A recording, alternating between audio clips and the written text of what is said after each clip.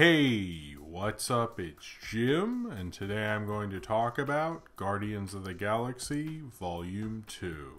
I think one of the hardest things for any film that's a sequel to a film that was a big success that no one thought would be as big of a crossover success as it ended up being has a bit of a strike against it already, because you can't exactly do unexpected again. It's kind of one of the harder things for a sequel to do, is to try to be the unexpected and try to be the good time that surprised everyone in the first place. Deadpool 2, I'm looking at you. Guardians of the Galaxy Volume 2 understands they can't make that movie again, definitely gets that, but also shows the problems with that in that you can't kind of bottle that. You have to move on from that. Now, some of this is a kind of what most James Bond sequels are, which are an overreaction to the previous film, but also what Marvel sequels usually do, which is pick a different kind of story, kind of more within a comics run, not necessarily team getting together kind of movie that people usually love, and seeing if that will work for a mainstream audience. And most of the time, they don't particularly love those movies as much, even if they are pretty good in some cases. In other cases, you get Iron Man 2, and then in other cases, you get Avengers Age of Ultron. Winter Soldier is kind of different because it just is like a completely different movie. Guardians of the Galaxy Volume 2 isn't Guardians of the Galaxy again, but it is. It's the same characters again. You get the same kind of style, but with a much bigger budget, it looks like, with more colors, with a lot of cool, crazy stuff going on. What seemingly feels like more faith from the studio, from a director like James Gunn, who feels like he's the only one who could really make a Guardians of the Galaxy film with as many colors and style as he does. He does an amazingly impeccable job with that, like the action sequences and the colors and the design of it. I can't imagine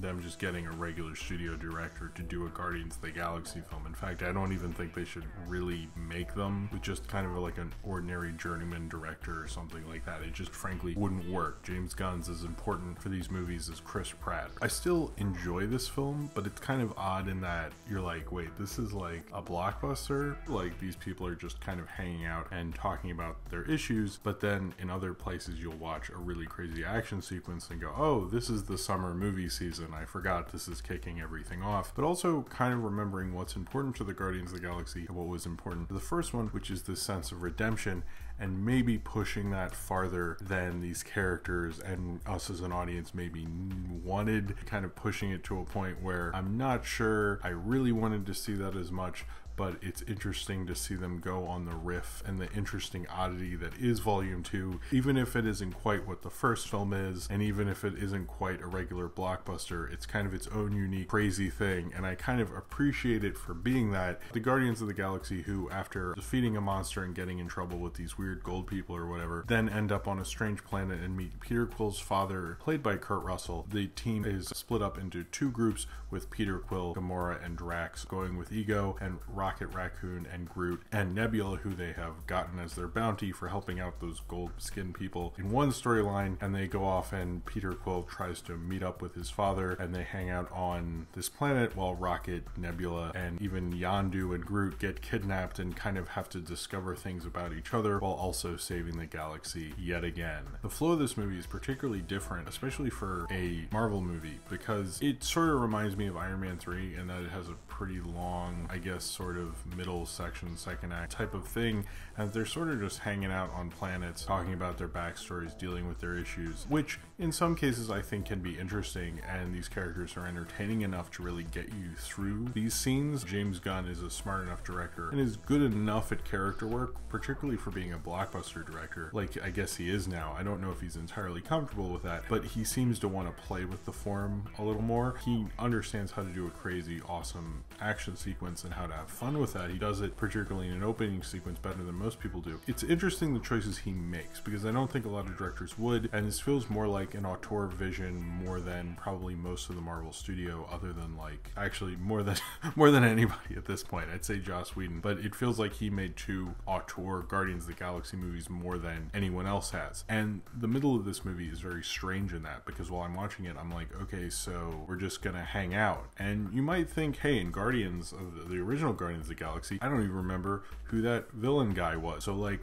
who cares? Let's just hang out. It sounds cool to just have a hangout movie. It felt like a hangout movie. The thing was, the first one wasn't at all. There's like a plot in there. And Guardians of the Galaxy Volume 2 seems to kind of be sort of, people were saying, more like a Richard Linklater hangout movie where you're just having these spare moments and things like that. It also feels like something that seems to be the kind of fad with superhero movies, which is kind of interesting. When you think of a superhero film, and it's particularly in the post-Deadpool era or whatever, is that you think of the character, you don't think of so much of the weird superhero genre plot that they put within it. And in terms of a film like Logan, which honestly is more about Logan, and that really works for Logan, like very, very well, in fact. With Guardians 2, I think it's an interesting idea, and I think it's like an interesting film, but the fun of it and the thesis of it felt to kind of wear off after a while. I had a great time while I was watching it, but while thinking about it, I was like, I know that's not as good as the first one. I know they did some weird stuff and it was an interesting, odd movie. I kind of like very much respect it, that's for sure. But I find it interesting that now with this and Logan, we've moved to a place where it's not about continuity as much as it's about these characters, because that's really what Marvel did. It was about character. That's why you wanted to go from Iron Man to Avengers. You had that connection. That's why Marvel has been so successful. Not just about explosions, because you had a connection to character. And Guardians of the Galaxy was kind of the most extreme example. You're talking about a fucking talking tree and a raccoon and they're in space and stuff. Iron Man was one thing, but this shows how good they are at it. If they were going to do any characters to do a movie like this with,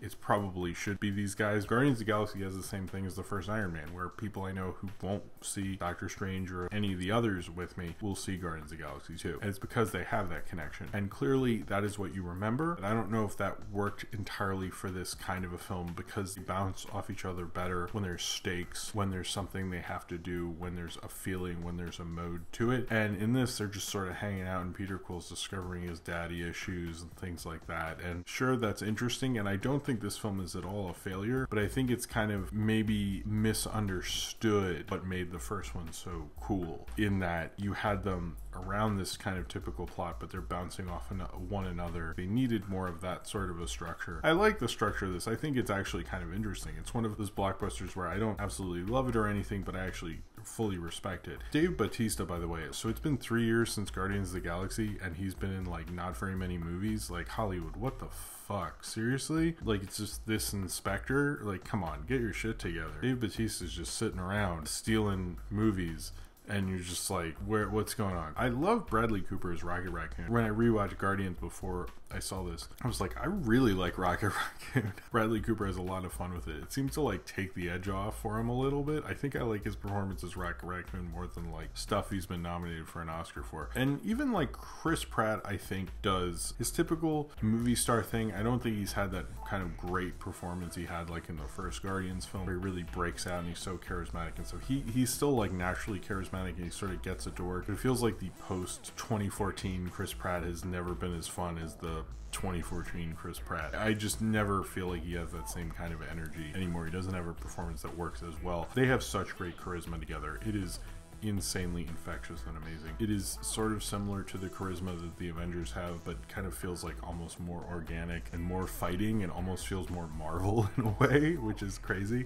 Groot's excellent. Karen Gillian, I think, works better in this role. Michael Rooker is great. Zoe Saldana, I think, is a great addition, knows how to play off of everyone very well. You might not respect entirely what she's doing in this role or what she does as an actress, but I think she does it very well in this film. And Kurt Russell's an interesting performer, and I've talked about this before, because he's very self-aware in his acting, and you can always tell. And I got that through this performance, and it felt like he was putting on an act, but he understands what he's doing with that self-awareness more than I think any other actor could. He's almost like the best postmodern actor of a generation, and nobody really gets what he's doing. See, like Big Trouble in Little China, like he totally understands what he's doing, and he does it in such an amazing, knowing way. This is like almost like too perfect for him to play and such. In terms of Marvel or the MCU and stuff, this does feel like if it was a comic book, it'd be an issue of them hanging out. And there was a great X-Men issue where the X-Men just got back from the Secret Wars, and Wolverine just lets Juggernaut beat up Colossus in a bar because he broke up with Kitty Pryde in a really shitty way. It's a great issue. Warranted, I agree with Wolverine on that one, because he was kind of a total dick about it. Some of those issues can be great. Some of them can just be to tie things and go through various storylines and stuff. Guardians of the Galaxy Volume 2 feels like James Gunn's playing with those ideas of redemption that he left at the end. Those guys, like, it really meant something. Peter Quill, that redemption was opening his mom's cassette tape. It was Zoe Saldana making something of herself other than being Thanos' daughter. That they belong together as a family, and this played with that a little bit. I don't think it did as much in terms of having a fun adventure. I think it was more about playing with the ideas of these characters, and I don't necessarily think that's something I wanted, or maybe we as an audience wanted, but I'll tell you this, people around me were laughing their heads off. I had a great time with the audience I saw it with, and I think that's honestly what you're asking for from it. James Gunn, as a blockbuster filmmaker, he hasn't lost his soul. He hasn't lost what makes him special. He still wants to play with the form and do interesting things with it in a way that most auteur superhero directors are not interested in. It seems like James Gunn is really interested in pushing the form and playing with these characters more than he is like advancing any sort of plot. The whole idea of Kurt Russell, his first film, was really about redemption with his mother. This film is about the redemption with his father. I don't know if that necessarily works as well. The mother thing was more underneath and more subtextual, and this is more just text because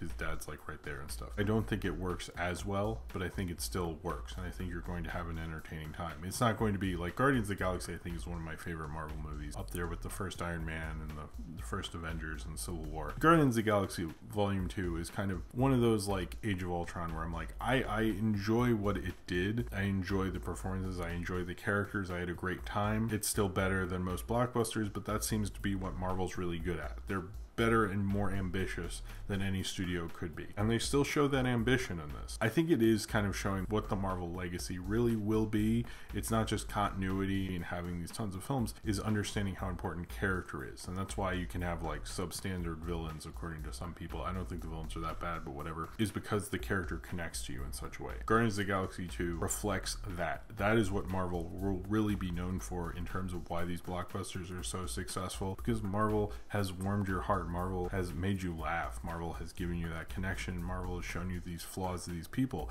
and Guardians of the Galaxy has all those flaws. They just dwell on them a little too much in Volume 2. The drunk scene at the bar in the first one was not my favorite scene. It's like, okay, it's essential for the story, but let's move on from that and like, let's have fun. And I think Volume 2 still had fun and was able to get through those scenes, but I don't think those scenes really carried the film and made it as much of a fun, entertaining experience, I guess. And I don't think artistically, I think Logan pushed those things in more of a way that worked, I think, probably better for the superhero form and for that character, and worked as a whole as a movie. I think Volume 2 doesn't necessarily balance that as well. It's just kind of like an interesting redemption for all these characters yet again, and I don't know if necessarily that worked as well in this, having them just sit around and talk about what they're like and, you know, how they evolved and childhood trauma and things like that. This was an interesting route to go in, and hell, I really respect the hell out of them for doing this and having that involvement in character. I just wasn't as entertained by it, but I think James Gunn is still an amazing blockbuster filmmaker. We're really lucky. This is, I think, what Marvel does best and what studio filmmaking, the whole idea of bringing a smaller budget director to do a big blockbuster movie, is to have them bring an interesting, unique voice to it, and that's what James Gunn does probably better than anybody. He does it so much better than these other people. I think it's like a joke. You consider them in the same line as him because he's so good at it, infusing style and his own kind of weird sense of humor. And I think he had the guy who gets the poison spilled on him from RoboCop in this, like such odd, interesting casting choices, and having like Michael Rooker, such an odd, interesting guy. I still really like this film. I guess I'm kind of more just like so in love with these characters and so in love with just seeing the Guardians of the Galaxy and having kind of a neat little odd adventure with them. It does feel like an episode of Star Trek, or where they go on a planet and you're like, I had a good enough time, and I guess I saw the band together again, and that was kind of cool. I don't think you could hate this movie and say it's a bad movie, but it's frankly not going to be the first one, and it's also not not trying to be the first one. So at some point, it's like, I definitely respect Guardians of the Galaxy Volume 2, and I'm glad it didn't try to be the first film, but in a lot of ways, I kind of still prefer the first film and prefer what that was doing versus the superhero genre, playing off of that kind of a genre norms. I kind of miss the genre norms in this. I like when it's character-driven stuff is playing within the superhero genre a little more than what this is doing, but I still had a good enough time playing with these characters and laughing along with an audience, listening to some kind of cool 70s tunes and crazy one-liners and quips that Marvel's so good at. Guardians of the Galaxy Volume 2 definitely satisfies. It just maybe doesn't satisfy as much as my memory of the first one did, but maybe I should just be cool with that and sit back and relax and laugh along with everyone else, and maybe in that case I'll probably just be okay with it. So if you have seen Guardians of the Galaxy Volume 2 and you would like to talk about it, then comment below in the comments and subscribe if you would like to.